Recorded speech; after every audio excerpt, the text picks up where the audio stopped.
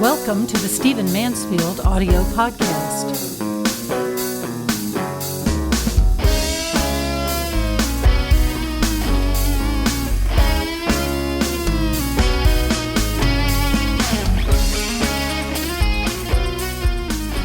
As you may know, if you keep up with our social media, I am just back from a trip to Kurdistan. I always love being in that country, or in that region. It's not technically a country yet. And I love the Kurds, as you probably know. My history with the Kurds really began years ago when they began pouring into Nashville, and some organizations that were involved with them at the time kind of invited me to work with them a little bit. And my role was never anything major, but I'll tell you what, it really caused me to lose my heart to the Kurds. So having written the book, The Miracle of the Kurds invited me to come over. The KRG invited me to come back to Kurdistan and spend some time there, lecture in some of the universities, spend some time with some of the officials. And so I've done that. So let me tell you just a little bit about what I have seen in Kurdistan here in these last few weeks. Obviously, you have the situation with ISIS that is just horrible in the south. It's affected a great many things. What's it like on the ground there? Well, I landed in the beautiful Erbil airport, an airport that is quite large and sits on a huge piece of property. Obviously, the KRG, the Kurdish regional government, intends to build a massive airport there one day. Some people ask me how I got there. Of course, it's pretty simple. You just fly in from Istanbul on Turkish Air, lovely wide-body jet, and it takes about 2.5, 3 hours, and then you land in Erbil. It's very much has the feel that it has for years. The Kurds continue to develop. They continue to build. But there are definitely some changes this time. One thing that has not changed is the welcome for Americans. I have to tell you, that if I were a Kurd and I had endured as many betrayals as the Kurds have endured from the U.S., I'm not sure that I would be as welcoming, as loving, as open, as encouraging, as eager for Americans to be in my country as the Kurds seem to be now. But it's very obvious, I think, that I'm an American. Those of you who pay any attention to what I do, I'm 6'4", about 260. And so they know I'm at least a European, if not an American. And of course, as soon as I open my mouth, they know I'm American. Never a moment of any resentment, never a dark look, never a rolling of the eyes, never anything but a welcome. And I have to tell you that just amazes me. What is most obvious on the ground to me are the half-built buildings. I think this is one of the real effects of the ISIS situation. The Kurdish regional government, by way of its agreement with the government in Baghdad, received about 17 to 19% of its income from Baghdad. This was, because of a combination of everything: foreign aid that Baghdad received, oil revenues. This was part of the profit sharing, so to speak, between Baghdad and the Kurds. Well, this has been seriously hampered because of the situation with ISIS. And in addition to that, you've had a great deal of interruption of trade, interruption of obviously oil revenues, interruption of business going back and forth, trucking, all of the things that support industries, particularly things that support construction. So as you drive around Erbil, as you drive around, not so much Sulaymaniyah, but somewhat in Sulaymaniyah, as you drive around some of the other cities, but particularly in Erbil, the capital of the KRG, you see many half-built or partially built buildings.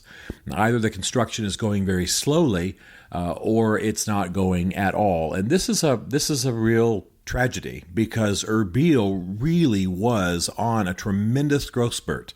Now, that's not to say that there aren't buildings happening. There are a lot of new developments. There's a massive development happening called Empire. Obviously, the KRG is given to large corporations this land, and there's a great big mixed-use development happening. But on the sort of, let's say the Kurdish level of development, sort of the people, a local businessman building a business and then having the funds to go ahead and see it through, that is seriously hampered right now. Most of the major things that are happening in terms of development and business and construction are happening from outside companies and from foreign projects. And the main presence that you see that was not there as prominently last time are the Chinese. Chinese run hotels. The Chinese are building buildings. The Chinese are very, very active in that part of the world. And that I think should concern us a little bit. I'm glad for the money they bring into the country. I'm glad for the employment they provide. I'm glad for the construction they're doing. But I'm not sure that a Chinese influence on Kurdish culture is going to be a positive thing. So what you see on the ground is a dramatic slowdown of the development that was once there. You see a lot of unfinished buildings. You see a lot of construction sites without any evidence of anything moving forward.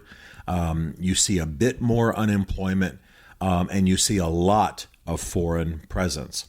Now, you also hear constantly about ISIS, and it's obvious that both the leaders and the people on the street are very concerned about ISIS. In fact, I would say that fear is definitely creeping into people's souls. I met with a number of other people. When I refer to me meeting with people, I don't want to give you the impression again that I'm any big deal. I'm just part of a group, or I'm with a couple of people who are meeting with senior officials.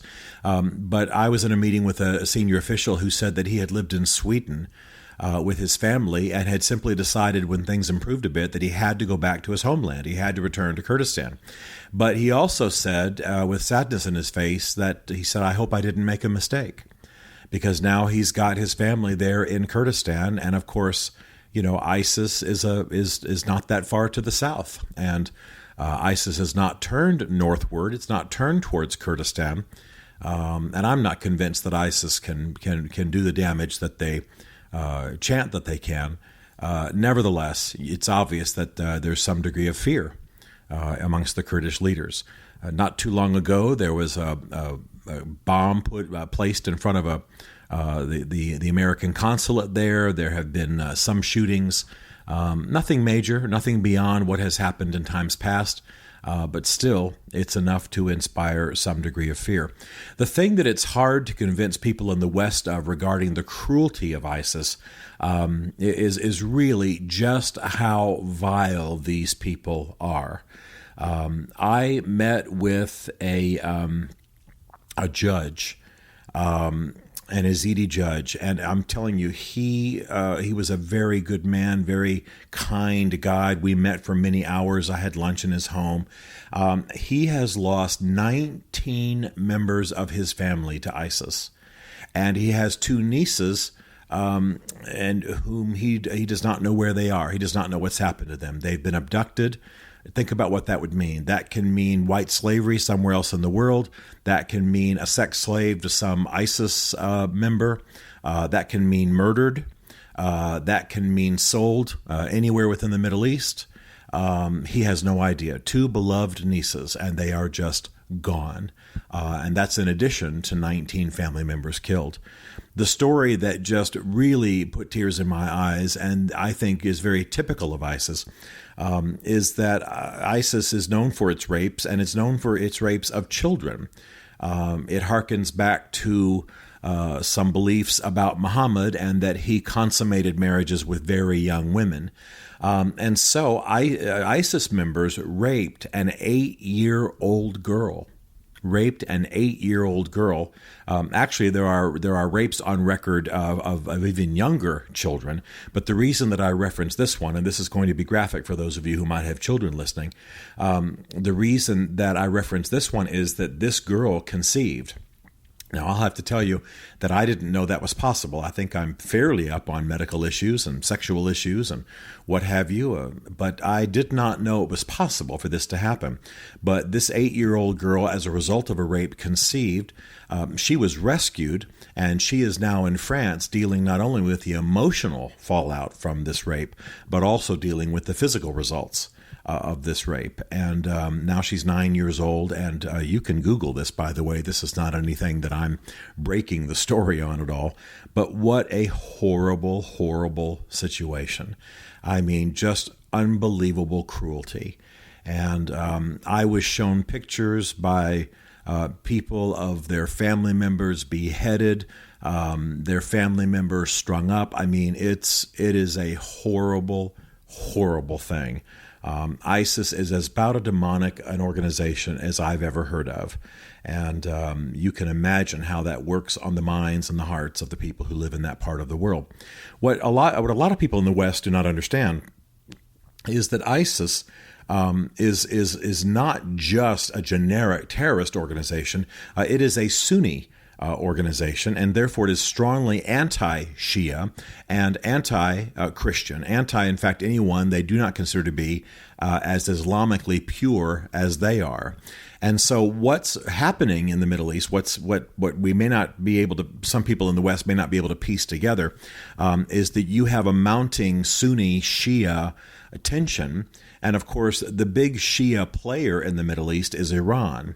And so they are increasingly trying to support the persecuted Shiites in Iraq and trying to lend aid there at the same time that the Saudis, who have been funding ISIS until recently, by the way, are the primary protectors and sort of the big brother to many of the Sunnis. So you have a Sunni Shiite tension mounting. ISIS, of course, is part of that on the Sunni side. This is increasingly bringing Iran into play in Iraq as Iraq implodes. And it's not unlikely that, let's say, in the next 4 to 5 years, maybe even sooner, you might have a massive Sunni Shiite war, largely funded, largely big brothered by the Saudis and the Iranians. And this would be unbelievably bloody. And of course, there in the middle of it would be our friends, the Kurds. So it's a very, very desperate situation. It's a situation that, again, I'll have to say, I say with gentleness, that many people in the West do not understand. ISIS currently controls half of Syria and almost the entire of the Anbar province. You remember the phrase Anbar province from when the U.S. troops were there, and some of the worst fighting was in the Anbar province, which is down in the south and just to the west of Baghdad. So there's no question that right now that ISIS can, I think, pretty much, if it wanted to concentrate its force, could pretty much take over Syria. And there's no question it could move on Baghdad now if it chose to. I think it's not choosing to. I think it's choosing instead to control roads and access points, rural areas. There's no question that part of what it wants to control are some of the dams that control flooding, not only the water for Baghdad, but also could potentially allow Baghdad to be flooded. These are the more strategic points that they're looking for. So the situation is dire. The Kurds are continuing to develop, continuing to look to Washington, continuing to hope for America to be friends and to be good, faithful friends for a change, continuing to be thankful for the aid they're receiving from Britain and especially from Germany. Germany has really stepped up in support of the Kurds. All of this is good news. But it is a very desperate situation over there, and again, when you use the phrase terror, the word terrorism, we use that so freely now, but there's no question that true terror is spreading in the Middle East. You can see it on the eyes of the people, in the eyes of the people. You can see it on the faces of the leaders. I'm going to bring this podcast to an end, but in my next podcast, I'm going to talk about some solutions. I'm going to talk about America's role. I'm going to talk about whether Iraq is going to survive. And I'm going to talk about the positive possibilities for that part of the world.